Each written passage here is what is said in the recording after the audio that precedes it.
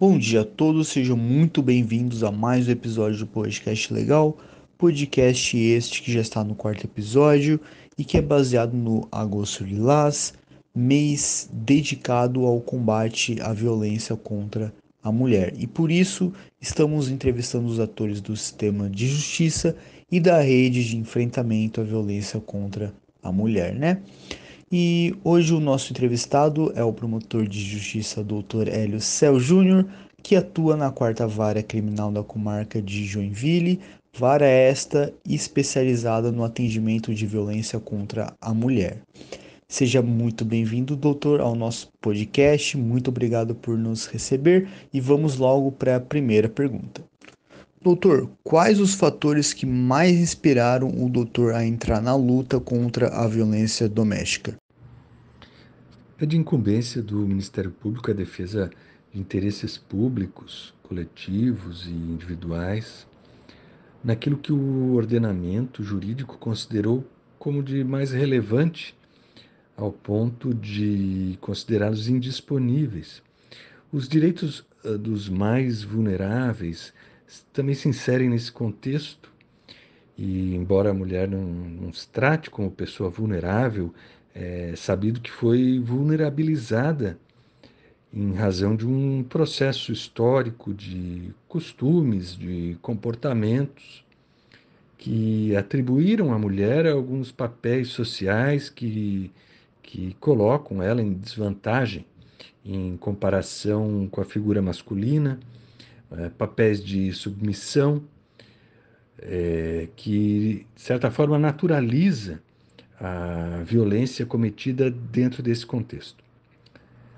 E então são histórias, as histórias individuais que ouvimos diariamente, os relatos da vida dessas mulheres que são vítimas da violência, histórias de sofrimento delas próprias, dos seus filhos, que também são vítimas indiretas.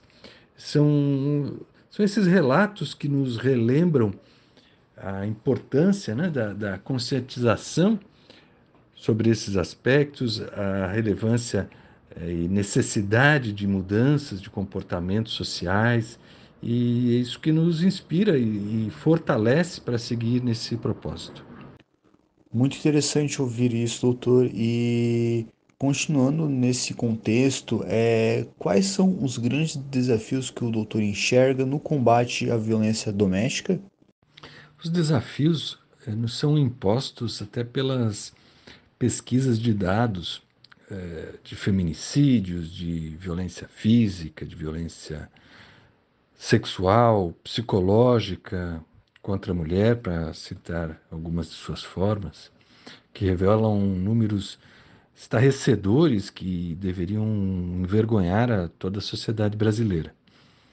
Para enfrentar essa realidade posta, a Lei Maria da Penha trouxe a previsão de instrumentos importantes, órgãos mais especializados, equipamentos de atendimento à mulher, que, entretanto, ainda padecem de deficiências, em especial pela insuficiência de recursos humanos, né, pela falta de pessoal. Além disso, penso que é sempre necessária uma vigilância constante e aprimoramento para que esses diferentes órgãos que trabalham no enfrentamento à violência contra a mulher tenham seus fluxos integrados. O que falo aqui em especial é do sistema de justiça com os órgãos de atendimento assistencial, né? Órgãos de prestação de atendimento social às mulheres vítimas de violência. Porque muitas vezes cada qual exerce bem e com qualidade o seu trabalho, mas com públicos diferentes, a depender da porta de entrada que essa mulher vítima da violência ingressou no sistema. Se o que eu quero dizer é que há uma necessidade de estarmos sempre atentos para que, onde quer que se detecte essa situação de violência contra a mulher, seja numa unidade de saúde, seja num estabelecimento de ensino, seja numa delegacia de polícia, o encaminhamento seja para assistência integral a essa mulher, tanto pelo sistema de justiça quanto pelos demais órgãos públicos. Doutor, eu gostaria de saber, na visão do doutor, qual a fórmula mais eficaz para o combate à violência doméstica? Não existe uma receita pronta e que seja eficaz para curar todas as moléstias, mas pensamos que a responsabilização, e aqui queremos dar um destaque nesse aspecto, né, na responsabilização individual do agressor, com o devido processo criminal, é uma vertente indispensável para o enfrentamento à violência contra a mulher. Tanto é assim que a própria origem da Lei Maria da Penha se deu em razão de uma omissão, de uma situação de omissão, de tolerância do Brasil em relação aos direitos humanos das mulheres. Ou seja,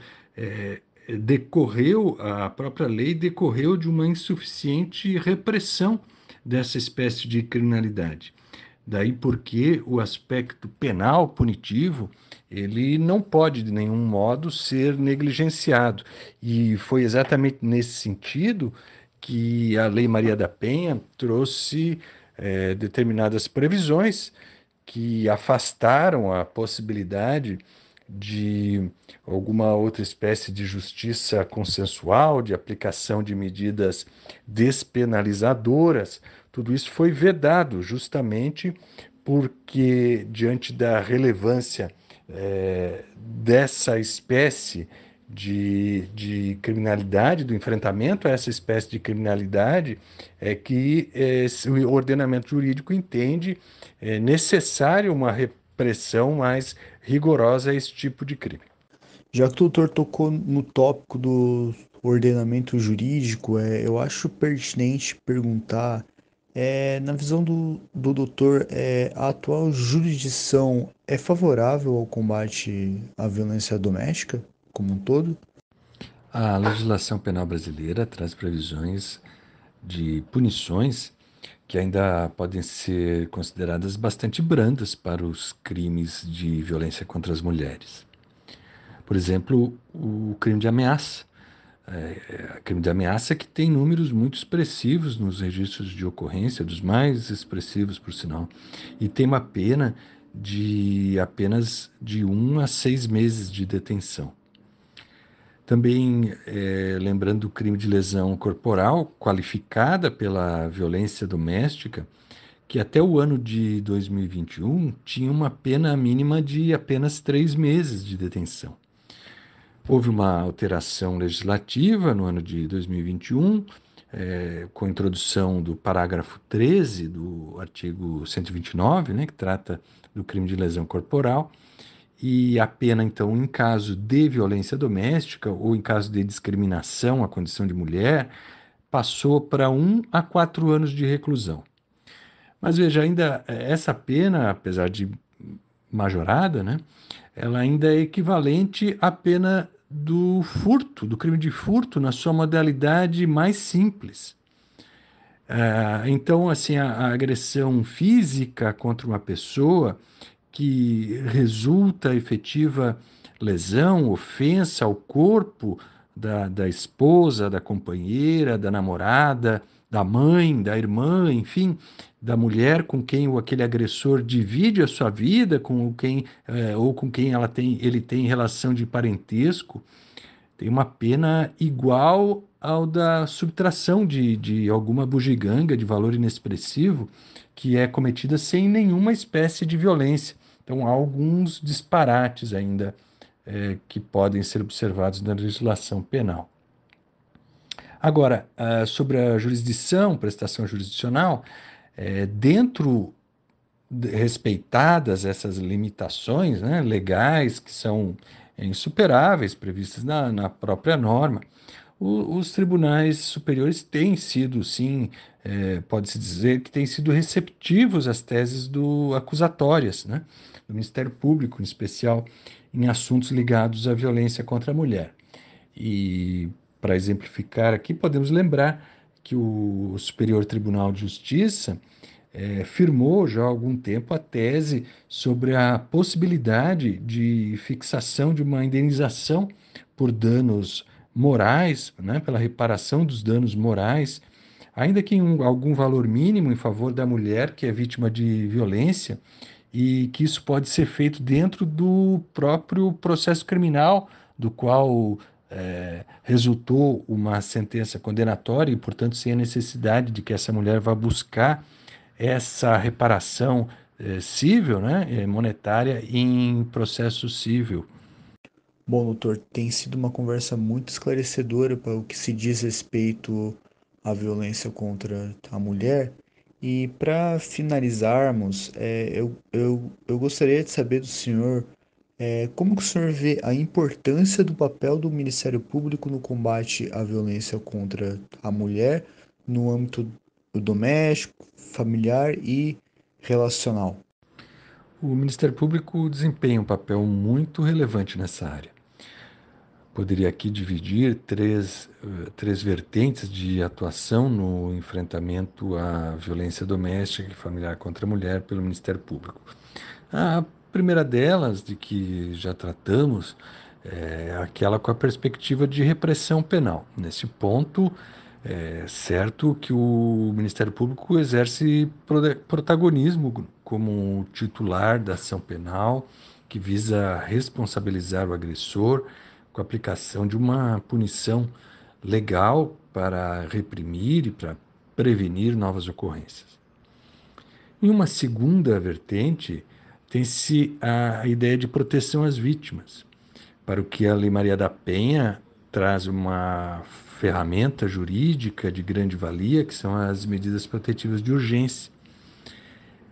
Neste ponto, embora o pedido inicial não venha necessariamente do Ministério Público, embora também possa assim fazer, mas a vítima também pode fazer pessoalmente, sem necessidade de assistência de advogado, e em regra os pedidos vêm encaminhados pela delegacia de polícia. O promotor aqui também, promotor de justiça, aqui também exerce um papel fundamental de fiscalização do cumprimento, de zelar para que essa vítima seja, por exemplo, incluída no programa Rede Catarina, que é desenvolvido pela Polícia Militar do Estado, e de acompanhamento para a inclusão, né, de outras medidas protetivas de urgência ou para adaptação daquelas medidas que já foram aplicadas para reduzir os riscos de exposição da mulher a uma nova situação de violência.